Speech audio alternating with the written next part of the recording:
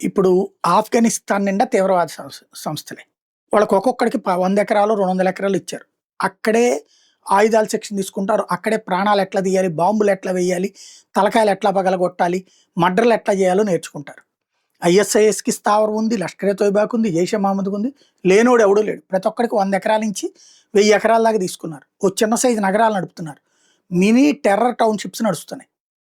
అలాగని ఆఫ్ఘనిస్తాన్‌తో మన స్నేహం మానేయం. ఎందుకంటే అక్కడ ఏం జరుగుతున్న ఆ ఇన్ఫర్మేషన్ మనకి ఎప్పటికప్పుడు వస్తుంటది. కాబట్టి మనమేమి ఆఫ్ఘనిస్తాన్‌ని మార్చలేం. నువ్వు తీవ్రవాదులను పెంచి పోషించొద్దని. పాకిస్తాన్‌లో నడిచేయన్ని తీవ్రవాద సంస్థల హెడ్ క్వార్టర్‌లు ఎక్కడ. అవన్నీ ఓ పక్కన నడుస్తూనే ఉన్నాయి. అమెరికా అండదండలతో నడిచింది ఇదివరకు. ఇప్పుడు అమెరికా అండదండలు లేకపోయినా నడుపుతున్నది అక్కడ.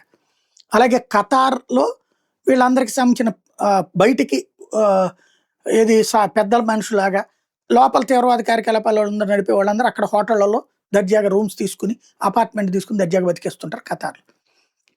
ఇప్పుడు పాకిస్తాన్‌లో ఉన్న ఖైబర్ పఖ్తూన్‌వా ఈ ప్రాంతం అంతా కూడా పాకిస్తాన్ చేతుల్లో నుంచి పోయింది. ఓ రకంగా తీవ్రవాదుల శిక్షణా శిబిరాలు ఇప్పుడు ఆఫ్ఘనిస్తాన్‌తో పాటు పాకిస్తాన్ సరిహద్దులో ఉన్న ఖైబర్ పఖ్తూన్‌వా, బెలూచి ప్రాంతంలో విపరీతంగా జరుగుతున్నాయి. ఓవరాల్‌గా ఇలాగ పెరిగేటట్టుంది. అంటే తీవ్రవాది తయారైతే సమాజానికి ప్రమాదం. వాడు 100 మందిని చంపుతాడో, 1000 మందిని చంపుతాడో, 1,00,000 మందిని చంపుతాడో తెలీదు. కాబట్టి తీవ్రవాదుల్ని ఉత్పత్తి చేస్తున్న కర్మాగారాల పట్ల ప్రపంచమంతా ఐక్యంగా ఉండి, వాళ్ళని మొగ్గలో తుంచడం గాదు, తుదిదాకా తుడిచిపెట్టేయకపోతే ప్రపంచానికి ప్రమాదం.